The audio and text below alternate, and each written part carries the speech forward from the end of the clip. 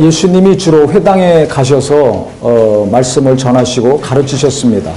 그 당시 유대인들은 회당 중심으로 신앙생활을 했기 때문에 그곳에 가셔서 이제 계속 복음을 전하셨는데, 이날도 회당에서 이제 말씀을 가르치고 계신데 그쪽 모인 사람 중에 손 마른 사람이 있었습니다. 그 한쪽 손이 정상이 아니죠. 그렇기 때문에 누가 보든지 저 사람 손이 정상이 아니구나, 손에 장애가 있구나, 그렇게 알 수 있는 사람이었습니다. 그런데 그 회중 중에는 은혜 받으려고 예수님 말씀에 귀를 기울이는 사람도 있었지만은 정반대로 예수님을 고발할 목적으로, 안식일은 대단히 중요합니다. 하나님이 엿새 동안 천지 만물을 창조하시고 이제 7일째 안식하셨죠. 그래서 10계명 중에 4계명 안식일을 지켜라. 안식일을 안 지키면 아주 돌로 쳐 죽여라 그랬습니다. 안식일은 반드시 지켜야 됩니다. 그래서 안식일이 지금으로 얘기하면 토요일입니다. 그런데 예수님이 금요일 저녁에 십자가에서 죽으시고 토요일은 무덤 가운데 계시고 그 다음에 안식일 다음 날 부활하셨죠. 그래서 예수님이 죽으시고 부활하신 날은 안식일 다음 날입니다. 그래서 성경에 보면 안식일 다음 날 제자들이 모여서 예배한 것을 볼 수가 있어요. 그래서 우리는 예수님이 무덤에 계신 안식일이 아니라 그 다음 날 부활하신 날을 기념해서 우리가 모여서 예배합니다. 그래서 주일은, 성일은 토요일이 아니라 그 다음 날이죠. 그래서 우리 기독교는 주일날 말 그대로 주님의 날이에요. 로즈데이. 예수께서 부활하신 것을 기념해서 우리가 모여서 예배하고 찬송하고 하늘에 대한 소망, 부활에 대한 소망을 가지고 이 땅에서 삽니다. 근데 유대인들은 지금도 안식일을 지켜요. 토요일날. 그래서 성지순례 가보시면 알겠지만 그 이스라엘 땅 가면 그 호텔에서 일하는 몇몇 사람 빼고는 거의 보이질 않습니다. 일을 안 합니다. 지금도 철저히 안식일 지키는 사람은 이 자동차에 그 헤드라이트 불이 켜져 있잖아요. 그럼 자기가 가서 끄지 않습니다. 안식일 지켜야 되니까 전화해서 옆집 사람이나 다른 사람 시켜서 그거 끄게 합니다. 그러니 예수님 당시 2000년 전에 얼마나 안식일 철저히 지켰겠어요. 상상을 한번 해보세요. 안식일은 일하지 않고 쉬어야 되는데 예수님이 안식일 날 병 고치시는 일을 하셨거든요. 배고프시면 밀밭 사이에 가셔서 이삭도 따드시고 제자들하고. 원래 예수님을 미워하고 예수님을 죽이려고 책 잡으려고 하는 이 바리새인들, 서기관들, 유대 지도자들이었기 때문에 이날도 예수님 쫓아왔습니다. 혹시 또 안식일을 병 고치는가? 안식일을 범하는가 안 범하는가? 자기들 기준으로 병 고치는 것은 안식일 범하는 거예요. 예수님은 병 고치는 게 안식일 범하는 게 아닙니다. 이 생각이 완전히 다르죠. 그래서 지금 이 회당중에는 예수님이 계시고 예수님을 고발하려면 법적인 증거가 있어야 되지 않습니까? 재판에 넘겨야 되니까. 그 증거를 잡으려고 병 고치는가 안 고치는가, 안식일 범하는가 안 범하는가, 그거 책 잡으려고 지금 와 있는 바리새인들이 있고, 그 다음에는 이런 일반 회중들이 있고, 그 다음에 그 중에는 이 손에 장애가 있는 손 마른 사람이 있습니다. 그러니까 처음에 들어와 가지고는 이 바리새인들이, 저희 성경 잘 보세요. 2절에 사람들이, 즉 이건 바리새인들을 얘기합니다. 예수를 고발하려고 하는 사람들이 예수를 고발하려 하여 안식일에 그 사람을 고치시는가 주시하고 있거늘 그랬어요. 그러니까 이 지금 바리새인들은 예수님만 주시하는 것이 아니라 누구를 또 주시하고 있겠습니까? 손 마른 사람도 같이 보는 거예요. 그러니까 이 손 마른 사람은 말씀 들으러 왔다가 예배하러 왔다가 가만히 보니까 저 바리새인들, 저 사람들이 자꾸 나를 쳐다보단 말이에요. 나를 보는데 내 몸 중에서 주로 어딜 보겠습니까? 손을 보겠잖아요. 얼굴을 쳐다보면 내가 잘생겼기 때문에 자꾸 날 쳐다보는구나. 내가 이뻐서 자꾸 날 쳐다보는구나. 이렇게 생각하면 기분이 좋을까요? 안 좋을까요? 네. 안 당해보셔서 모릅니까? 네? 내가 잘생겨서 자꾸 쳐다보고 보는 사람마다 이쁘다 그러고 아름답다 그러고 곱다 그러면 그건 기분 좋은 일인데 나는 지금 장애가 있어요. 정상적이지 않은 데가 있단 말이에요. 누구나 보면 다 아는 거 아닙니까? 근데 그걸 자꾸 쳐다봐. 이 사람 쳐다보면서 주로 손을 쳐다보겠죠. 그러니까 마음이 불편할 수밖에 없습니다. 왜 자꾸 날 쳐다보지? 어디 가든지 내가 지금 손이 예? 오그라들었어요. 쉽게 말하면 말랐다. 오그라들어서 정상이 아닌데 자꾸 왜 나를 쳐다보지? 이 손 지금 갖고 다니는 것도 내가 많은 사람들한테 창피하고 불편하고 자격지심이 있는데 아니, 오늘따라 저 무리들이 와가지고 자꾸 나를 쳐다보고 내 손을 쳐다보고 또 예수님 쳐다보고 번갈아 가면서 자기 자신과 예수님 본단 말이에요. 그러니까 뭔가 불편하죠. 뭔가 분위기가 안 좋습니다. 기분 나쁩니다. 쉽게 얘기하면. 그런데 이 사람들이 예수님께 물었어요. 지금 마가복음에는 안 나오는데 마태복음에는 안식일에 병 고치는 게 옳습니까? 질문했습니다. 그랬더니 예수님이 말씀하시는 거예요. 근데 말씀하시기 전에 갑자기 이 바리새인들이 안식일에 병 고치는 게 맞습니까? 틀립니까? 질문했는데 느닷없이 이 손 마른 사람 부르시더니 앞으로 나와라. 가운데 서라는 겁니다. 멀쩡한 사람도 여러 사람 있는데 나와서 가운데 서라 그러면 할렐루야 그러고 벌떡 일어나서 나옵니까? 안 나옵니까? 90%는 안 나옵니다. 왜 안 나옵니까? 창피하잖아요. 잘생겼건 못생겼건 아름답건 추악한 간에 관계없이 많은 사람들이 있는데 그 앞에 서는 거 대부분 싫어합니다. 대부분 싫어요. 그런데 손에 장애가 있습니다. 손이 오그라든 사람입니다. 그럼 그거 많은 사람들 앞에 보여야 되는데 얼마나 부끄럽습니까? 그런데 예수님은 갑자기 여기 지금 바리새인들이 질문했는데 그 사람 불러서 가운데 서라는 거예요. 앞에 나오라는 거예요. 멀쩡한 사람도 행하기 어려운 행동인데 이 사람은 벌떡 일어나서 나왔습니다. 저는 천국 가면 이 사람 꼭 만나서 여러 가지 물을 거예요. 그때 마음이 어땠는지, 무슨 생각이 있었는지. 전 성경을 보면서 이 인물들이 많이 나오지 않습니까? 궁금한 게 많아요. 나왔어요. 나왔으면 그 자리에서 고쳐주시던지, 뭐 기도해 주시던지, 예? 치료해 주시던지 이래야 되는데 그 다음 잘 보세요. 나오라고 그러시면서 일어서라 하시고 4절에 보면 그들에게 이루시되, 즉 바리새인들입니다. 안식일에 선을 행하는 것과 악을 행하는 것, 생명을 구하는 것과 죽이는 것 어느 것이 옳으냐 하시니 그들이 잠잠하거늘 그랬어요. 그 사람 불러서, 손 마른 사람 불러서 그 자리에서 고쳐주신 것이 아니라 이 사람만 앞에 세워놓고 예수님은 지금 누구하고 얘기하시는 거야? 바리새인들하고 얘기하시는 거예요. 그러니까 이 사람은 더 지금 괴롭습니다. 생각해 보세요. 아니 불러냈으면 나하고 얘기를 해야지 왜 딴 사람하고 얘기를 해? 나와서 서 있는 것도 지금 창피하고 부끄럽고 얼굴이 후끈후끈하는데.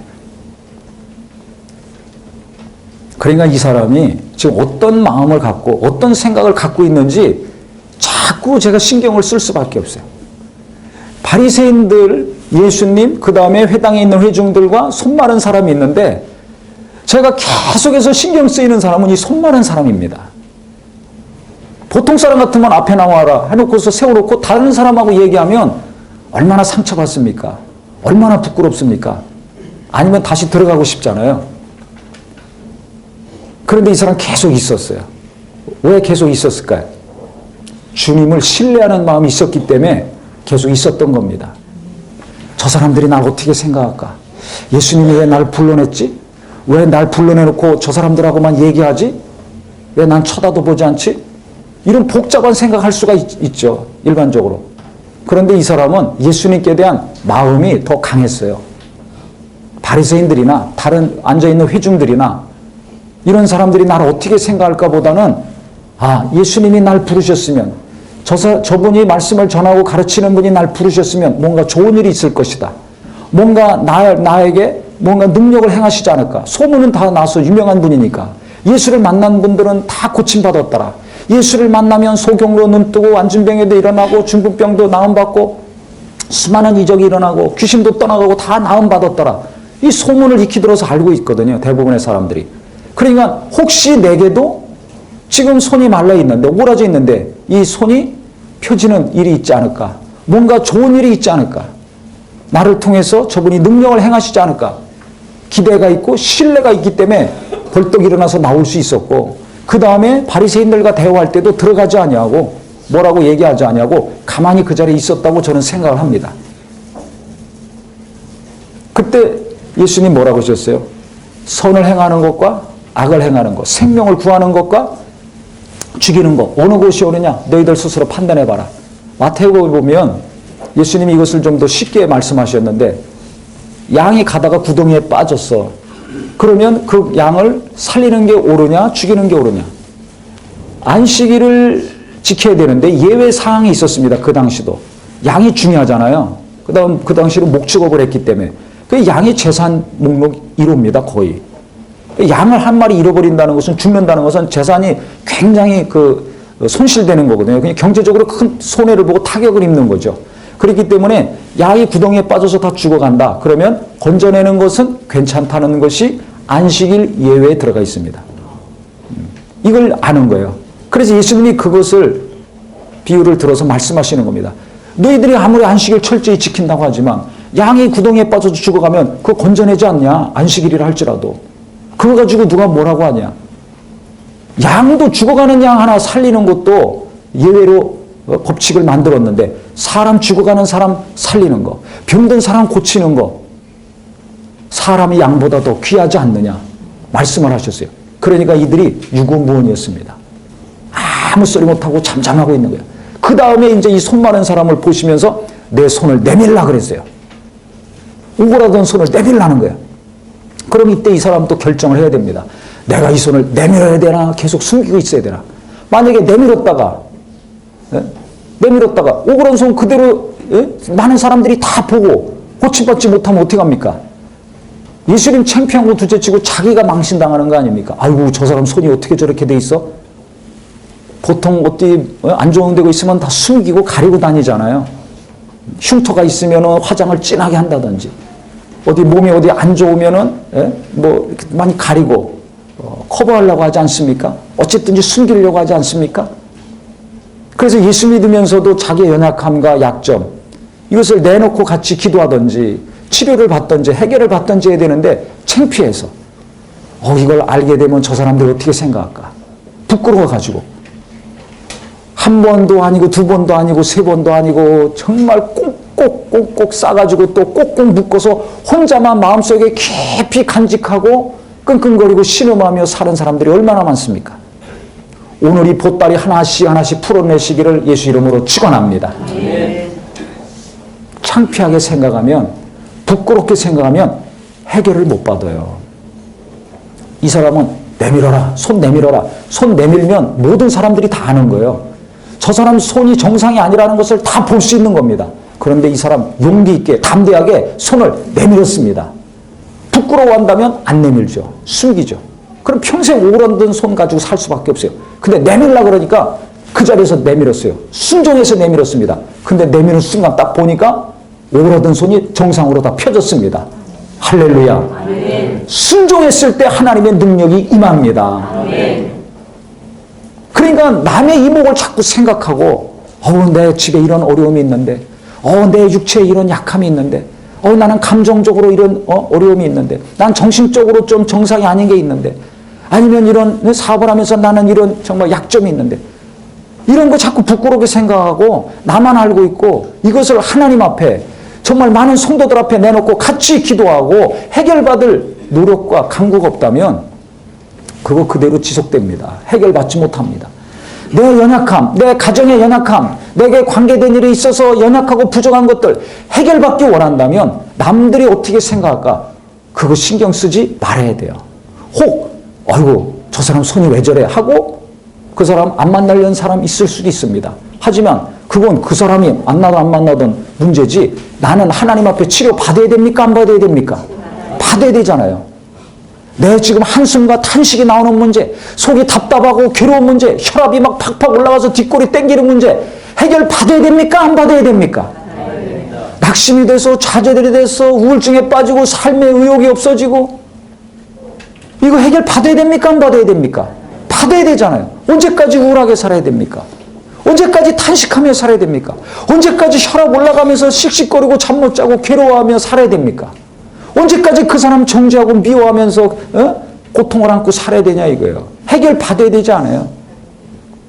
해결 받아야 됩니다. 하나님은 나는 해결해 줄 수 없어요. 부모도 형제도 어느 누구도 해결해 줄 수 없어요. 하지만 하나님은 해결해 줄 수 있는 능력 있는 분입니다.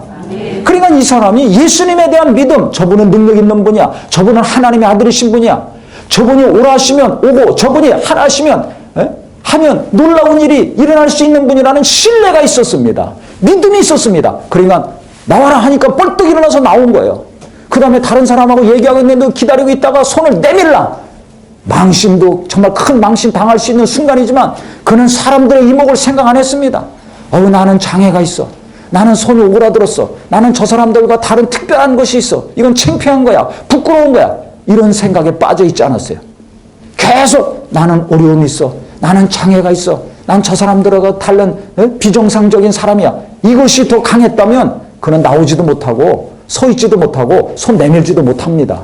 그럼 평생 그렇게 살다 죽어야 됩니다. 그런데 이 사람은 믿음이 있으니까, 예수님께 대한 신뢰가 있으니까 예수님 하라는 대로 그대로 순종했습니다. 순종했을 때 손이 펴지는 놀라운 은혜, 하나님의 역사가 일어날 수 있었어요. 그래서 내 마음이 펴지고 내 육체도 새 힘이 임하고 내 가정의 문제, 자녀 문제, 사업 문제, 남편이고 아내고 연약한 문제들 해결받기 원한다면 하나님 앞에 연약함을 내놓을 수 있는 담대함이 있어야 됩니다. 또 성도들 앞에도 내가 이런 어려움이 있으니까 기도해 주세요. 부탁할 수 있는, 정말 하나님을 의지하고 그 사람 의지하지 말고 나를 위해서 기도해 주고 정말 간절히 간구해 줄 사람도 있고 나를 비난하거나 정죄할 사람도 있어요. 근데 나를 정죄하거나 비난하는 사람 그것만 생각하고 나를 위해서 기도해 주는 기도의 도움을 받지 못한다면 그건 어리석은 겁니다. 그러니까 내가 사람을 더 생각할 것이냐 하나님을 더 생각할 것이냐 오늘 말씀을 들으면서 선택하셔야 됩니다. 신명기에도 나와 있죠. 복과 저주, 생명과 사망이 있는데 너는 무엇을 택할 것이냐 이거예요. 생명과 복을 택하라 그랬습니다. 그래서 하나님 앞에는 마음을 활짝 열고 꽁꽁 싸놨던 보따리 다 풀어헤치고 몇 겹을 쌓았던지 다 풀어헤치고 하나님 앞에서만큼은 다 쏟아내시고 하나님께 내놓는 우리 모두가 되기를 예수 이름으로 축원합니다. 예수 이름으로 축원합니다. 그 다음에 더 믿음이 있다면 이 사람처럼 사람들이 많이 있어서 어떻게 보고 어떻게 말하고 어떻게 생각하든지 담대하게 나옵니다. 그 다음에 내놓으라 하니까 손을 딱 내놓습니다. 한 것처럼 사람들이 어떻게 생각하든지 기도해 주십시오. 내게 이런 어려움이 있으니까 기도 부탁합니다. 이렇게 하실 수 있어야 됩니다. 예수님도 마음에 슬픔이 가득 차고 고민이 가득 찼을 때 겟세마네 동산에 혼자 가지 않으셨어요. 평소는 혼자 가셨어요. 습관을 쫓아서. 근데 그날은 제자들에게 말씀하셨죠. 내가 너무 슬퍼. 지금 내가 너무 마음이 괴롭고 머리도 괴롭다. 나하고 같이 가서 기도하자. 어떻게 보면 시험될 얘기 아닙니까? 아니 하나님의 아들인데 어떻게 저렇게 괴로워하시는가? 저렇게 능력이 많으신 분인데 뭐가 이렇게 슬픈가? 헷갈릴 수가 있습니다. 그런데 예수님 그대로 그 말을 하셨어요. 자기 내적인 어려움과 그 상태를 제자들에게 말씀하셨어요. 저는 그 말씀 항상 생각하면서 목사의 어려움을 교인들과 같이 나누고 기도 부탁을 하면 얼마나 좋을까? 근데 현실은 할 수 있습니까? 없습니까? 네? 하세요. 감사합니다. 네. 10%는 시험 안 들지만 90%는 거의 시험 들 수가 있습니다. 그래서 목사님이나 사모님이나 이 목회자 가족들이 기도 부탁하기 어려워요. 교인들이 알아서 기도해 줘야지 어려워요. 왜? 70%, 80%는 시험 들 수가 있어요. 모르셨죠? 위에서 알아서 많이 기도해 주세요. 목사도 그런데, 그래서 대부분의 목사님들이 큰 교회 목사면 더 그래요. 뭐 좀 어디가 아프다, 안 좋다 그러면, 아니, 목사님이 능력 있으면 하나님께 기도해서 해결받고 나서서 역사해야지. 어디가 아파? 어떤 분이 이런 사람도 있어요. 안경 쓰잖아요. 그럼 시험 들어요. 아니, 기도하고 능력 받아서 안경 벗어야지. 왜 안경 쓰냐고. 병 고치고 능력 있고 그런 분이 영감 있는데 왜 안경 쓰냐고. 그래서 시험 드는 사람도 있어요. 더 심한 경우는 화장실 가는 것도 시험 들어요. 화장실도 안 가고 사는 줄 알아요. 완전히 대소변도 안 보고 사는 줄 알아요. 신령하고 영감 있으니까. 참 순진하죠, 그분들은. 그러니까 순진한 건 좋은데, 착한 건 좋은데 너무 순진하면 100% 시험 듭니다. 그래서 우리가 하나님을 잘 알려면 인간을 잘 알아야 돼요. 인간은 누구라고요? 죄인입니다. 완전한 사람이 없습니다. 의인은 없나니 한 명도 없다가 성경에서 말씀하고 강조하고 있는 거예요. 그래서 구약이 신약 앞에 왜 이렇게 두꺼운 분량이 붙어 있는가? 구약에서 말하는 것은 인간은 누구다? 죄인이다라는 걸 말하고 있는 겁니다. 아브라함이 혼자 살아나려고 자기 아내 너는 내 누이 동생이라고 해라. 2번이나 거짓말하고 속이겠죠. 애굽으로 내려갔을 때. 그 완벽했던 왕 다윗, 밧세바 간음하고 우리아 살인했잖아요. 고의적으로.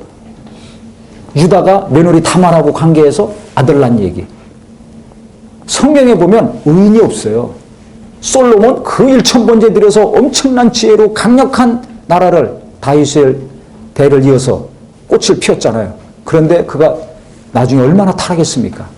그래서 나라가 멸망하고 두쪽나지 않았습니까? 성경을 보면 그렇게 훌륭했던 믿음 있는 사람들, 그 완벽했던 하나님의 사람들, 치명적인 약점, 부끄러운 것 다 낱낱이 기록하고 있습니다. 간음한 이야기 얼마나 부끄럽습니까? 살인한 이야기 얼마나 끔찍합니까? 그런데 그거 한 줄 안 쓰면 되는데 그 사람들이 잘한 거는 막 몇십 장씩 나와 있지만 잘못한 것도 딱 들어가 있습니다. 왜 그럴까요? 의인은 없나니 하나도 없다는 것입니다. 그러니까 아무리 믿음 좋고 아무리 능력 있고 아무리 신령하고 아무리 영감 있고 기도 많이 하고 겸손하고 착하고 순진하고 하더라도 완벽한 사람은 있다 없다? 없다. 그걸 아셔야 돼요. 그렇기 때문에 하나님의 은혜가 필요한 것입니다. 하나님의 용서가 필요한 것입니다. 하나님의 도우심이 그래서 필요한 것입니다. 그렇기 때문에 내가 연약한 거, 믿음이 좋건 안 좋건, 신앙생활 오래 했건 짧게 했건 간에 관계없이 내 연약함이 누구나 다 있어요. 그래서 저 목사님은 능력 있으니까 영감 있으니까 완벽한 줄 알았는데 인간이 완벽한가요? 연약함을 봤을 때 순진한 사람, 인간이 어떤 존재인지를 모르는 사람은 엄청나게 시험 들어요. 그 믿음에서 떠나든지 하는 경우도 있어요. 교회에서 떠나든지. 그건 왜 그렇습니까? 인간이 어떤 존재인지를 몰라서 그래요.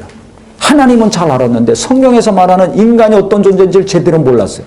그래서 능력 있는 목사도 하나님의 은혜가 필요하고 하나님의 사랑이 필요하고 하나님의 용서함이 필요한 것이고 오늘 처음 나온 새신자라 할지라도 하나님의 은혜와 하나님의 사랑과 하나님의 구별이 필요한 것입니다. 오래돼 믿었건 오늘 처음 믿었건 수십 년 일평생 어머니 뱃속에서부터 무덤에 갈 때까지 신앙생활했건 오늘 처음 나와서 예수 믿었건 누구나 다 똑같이 하나님의 은혜와 사랑과 용서를 받아야지만 평안 가운데 살 수 있는 겁니다. 이걸 깨달으시기를 예수 이름으로 축원합니다. 그래서 예수님 말씀하셨잖아요. 너희의 헤아리는 헤아림으로 너희가 헤아림 받을 것이다.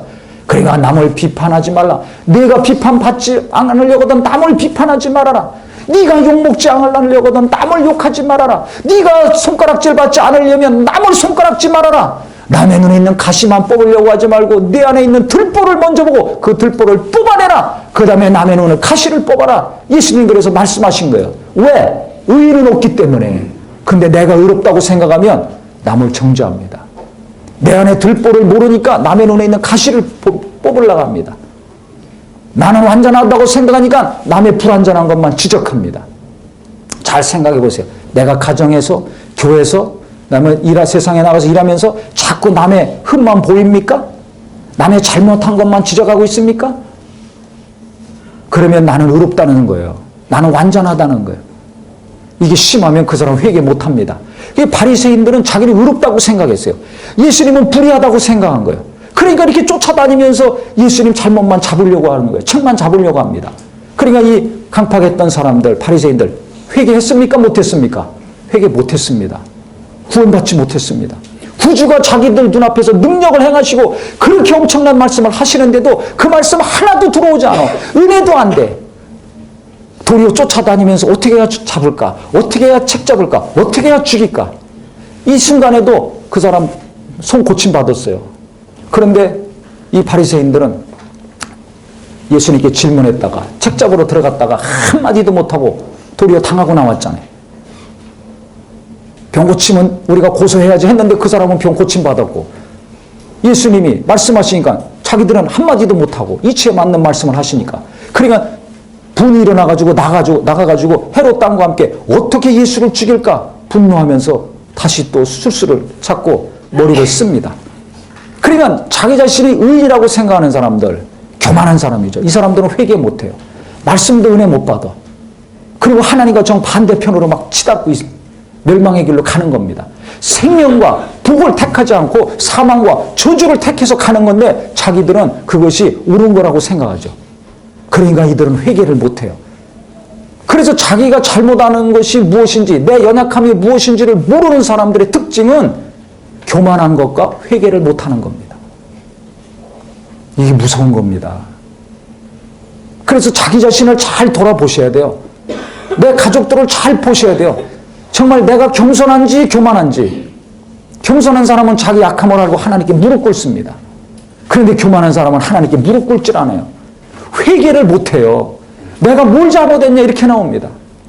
내가 하나님 앞에 더러운 죄, 악한 죄, 부끄러움이 많은 정말 죽을 수밖에 없는 죄인이라는 것을 깊이 깨닫는 이 깊은 회개 체험이 없습니다. 왜? 교만하기 때문에. 안에는 지독한 교만이 있는 거예요. 겉으로 볼 때는 오리숙하고 착한 것 같지만은 속에는 굉장히 높은 마음이 있는 겁니다. 그래서 나는 회개할 게 없어. 나는 법 없이도 살 사람이야. 나는 정직하고 시간도 잘 지키고 일은 한 장 틀리지 아니하고 얼마나 내가 바르게 살았는데 내가 얼마나 의로운데 이게 들어있는 거예요. 그러니까 나를 의롭다고 생각하면 그 위험한 겁니다. 그래서 하나님 앞에 겸손한 사람은 항상 자기 연약함이 보입니다. 할렐루야. 내 안에 들보가 자꾸 보입니다. 그래서 들보 보이니까 하나 뽑아. 끝난 줄 알았는데 보니까 또 들보가 있어. 또 뽑아. 다 됐는 줄 알았는데 또 있어. 그 들보를 또 뽑아. 그래서 일평생 내게 어떤 들보가 있는가, 어떤 악함이 있고 어떤 더러움이 있고 어떤 추함이 있는가를, 어떤 교만과 불순종이 있는가를 시간이 감에 따라 알고 그것을 뿌리 뽑는 노력과 기도와 돌이키는 역사가 있을 때 그가 예수를 닮아가고 거룩함이 깊어가고 영감이 샘솟듯 넘치는 하나님의 자녀, 거룩한 동역자가 될 수 있는 것입니다. 그래서 우리가 뭐 좀 열심히 했다고 그게 내 의가 되고, 아 내가 또 뭐 좀 잘했다고 그것이 의가 되고, 그래서 시간이 가면 갈수록 자기 의만 높아지고 의만 강해져서 목이 굳어져 가는 자가 아니라 열심히 하면 할수록, 정말 깨어서 신앙생활 잘하면 할수록, 하나님이 함께 하시는 체험이 많으면 많을수록 더 낮아지고 온전케 되어서 주님이 기뻐하시고 더 놀라운 것을 부어주시는 성도가 되시기를 예수 이름으로 축원합니다. 그러니까 바리새인들은 교만하고 의롭다고 생각하니까 계속 예수님을 이적해 가시고 능력 행하시는데도 예수를 안 믿어요. 회개도 안 해. 그게 결국 구원도 못 받고 멸망으로 가고 예수님이 아주 저주하시는 무리들이 됐고, 이렇게 순전한 사람들, 병이 들었던지 애통함이 있던지 상함이 있던지 괴로움이 있던지 경제적으로 어렵던지 정말 마음이 가난하고 애통한 심령이 있는 사람들, 이런 사람들은 예수님께 와서 은혜를 받고 고침도 받고 자유함을 얻습니다. 이 얼마나 극과 극입니까? 예수를 나는 의지하느냐 안 하느냐, 내 연약함 어려움이 있을 때 그것을 감추려고만 하는 사람인가, 아니면 주님께 내놓고 그분의 말씀에 순종하려고 하는 사람인가 아닌가. 우리는 성령이 감동하시는 말씀, 하나님이 내게 주시는 말씀이 있다면 이와 같이 저 사람들이 나를 어떻게 생각할까, 아 이 사람은 어떻게 생각할까, 내가 이렇게 나가면 저 사람들은 날 뭐라고 할까, 사람들 신경 쓰지 마시고 내 연약함만 생각해서 거기에 빠져들어가지 마시고 정말 주님 앞에 담대히 나갈 뿐만 아니라 주님이 말씀하시고 명령하시면 즉시 순종하여서 하나님이 나를 치료하시고 나를 회복시키시고 나를 도우시는 능력의 역사가 있기를 예수 이름으로 축원합니다. 예수 이름으로 축원합니다. 저는 이런 체험이 너무나 많아요. 그러니까 오늘 이 시간까지 서서 복음을 전할 수 있는 것입니다.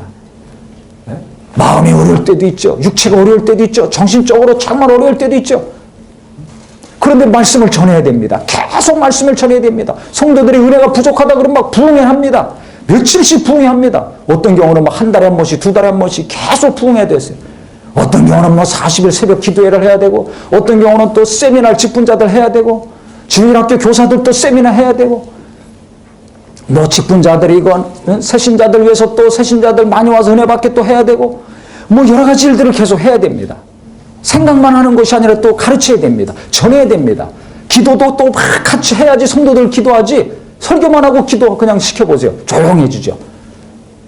그러면 그만큼 힘이 있어야 됩니다. 육체적으로도 힘 있고 정신적으로도 힘 있고 무엇이면 하나님이 주셔야지, 부어주셔야지 쏟아낼 수 있잖아요. 근데 그렇게 그것을 다 할 수 있는 힘은 없어요. 제가 저를 잘 알죠. 얼마나 연약한지, 얼마나 부족한지. 그러니까 연약함이 있는 그대로, 나는 몸이 약해. 나는 이걸 할 능력이 없어. 난 이런 건 해보지도 않았어. 근데 저걸 어떻게 하지? 자기 연약함만 인정하면 더 좌절됩니다. 더 낙심이 돼요. 그래서 요즘 예수를 믿는데 좌절하고 낙심된 마음으로 그냥 사는 사람들이 너무나 많습니다. 왜? 나만 합리화시키는 거예요. 아, 난 이것이 없어. 아, 난 이것이 없어. 아, 난 이것이 부족해. 난 이것이 부족해. 맞아요. 부족하고 힘든 거 맞아요. 근데 그것만 인정해요. 하나님은 인정 안 해. 하나님 앞에 나가지도 안 해. 거기에 갇혀서 문 닫아놓고 나는 이렇게 없고 이것이 부족하니까 난 어떻게 할 수 없어요. 그러면 계속 구렁텅이로 빠집니다. 그러니까 어떻게 해요? 나보다, 잘 들으세요.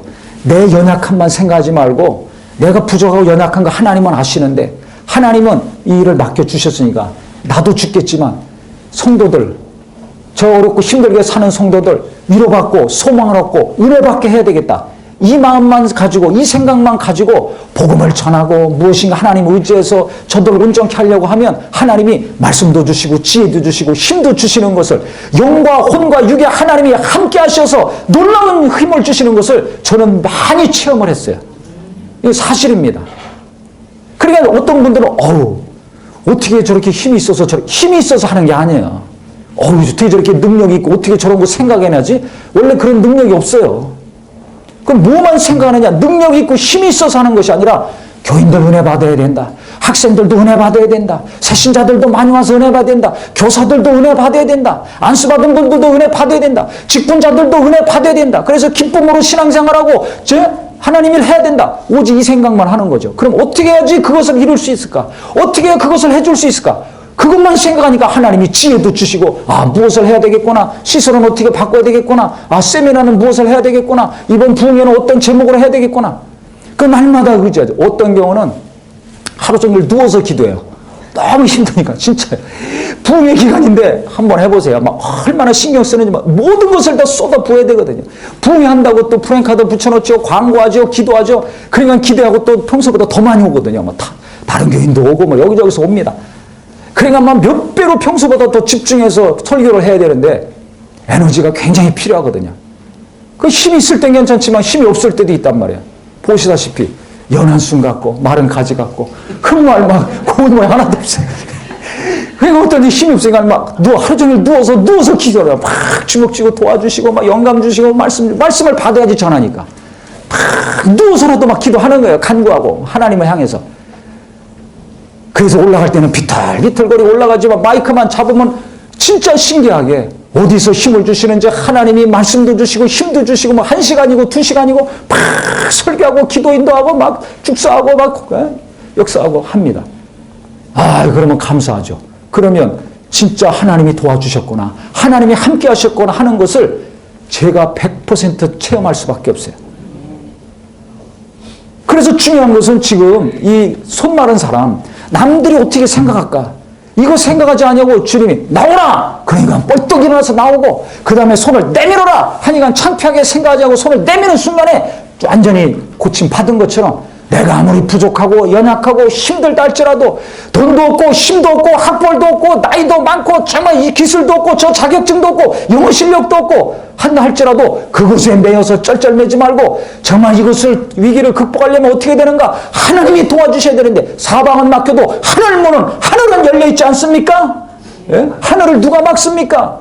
이 사람이 막고 저 사람이 막고 이 은행이 막히고 저 은행이 막히더라도 하늘은 뻥 뚫려 있습니다. 네. 하늘 문은 열려 있습니다. 네. 그 하나님께 마음을 쏟고 그 하나님께 생각을 쏟고 그 하나님께 신경을 쏟는다면 이와 같이 하나님이 도우시는 말씀이 임할 것이고 그 말씀에 내가 순종한다면 하나님은 내게 힘도 주시고 물도 주시고 일도 부어주시고 돕는 자들도 보내주실 것입니다. 네. 이 손 많은 사람이 사람들 의식하지 않고 자기 체면 생각하지 않고 주님 말씀을 따랐을 때 이적을 경험한 것처럼 우리가 내 연약함만 바라보지 말고 사람들의 이목만 신경 쓰지 말고 오직 하나님 전능하신 하나님 나를 이와 같이 도우시고 힘주시는 하나님을 정말 의지하고 그분께 내 약함을 드러내놓고 맡기심으로 우리 주님이 치료하시고 회복시키시는 놀라운 심령과 육체와 범사가 되시기를 예수 이름으로 축원합니다. 예수 이름으로 축원합니다. 우리 이 시간 기도하겠습니다.